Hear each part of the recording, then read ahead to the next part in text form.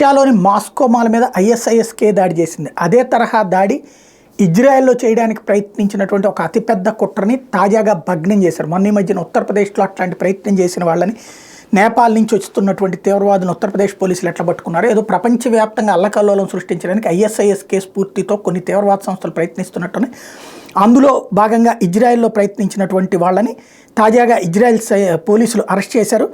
Shin Bet ఏదైతే వాళ్ళకి సంబంధించినటువంటి సెక్యూరిటీ ఏజెన్సీ, మనకి ఇక్కడ ఎట్లయితే సిబిఐ, రా, మిలిటరీ ఇంటెలిజెన్స్ ఎట్లా ఉంటాయో అక్కడ ఇజ్రాయెల్కి సంబంధించినటువంటి సెక్యూరిటీ ఏజెన్సీ షిన్బెట్ తాజాగా 11 మందిని అరెస్ట్ చేసింది. ఇందులో 7 ఇజ్రాయలీలు కూడా ఉన్నారు. ఇజ్రాయెల్కి సంబంధించినటువంటి 7, 4 పాలస్తీనియన్లు. వీళ్ళందరూ కలిసి ఇజ్రాయెల్లో విధ్వంసం సృష్టించడానికి కుట్ర పన్నారు.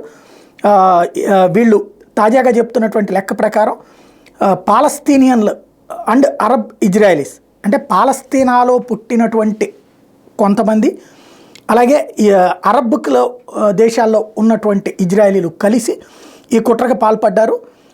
టోటల్గా 11 మంది కలిసి విధ్వంసం సృష్టించడానికి పెద్ద ఎత్తున దేశంలో చేస్తున్న కుట్ర, వాళ్ళ దగ్గర ఉన్నటువంటి ఆయుధాలు అవన్నిటి కూడా స్వాధీనం చేసుకున్నామని ప్రకటించారు.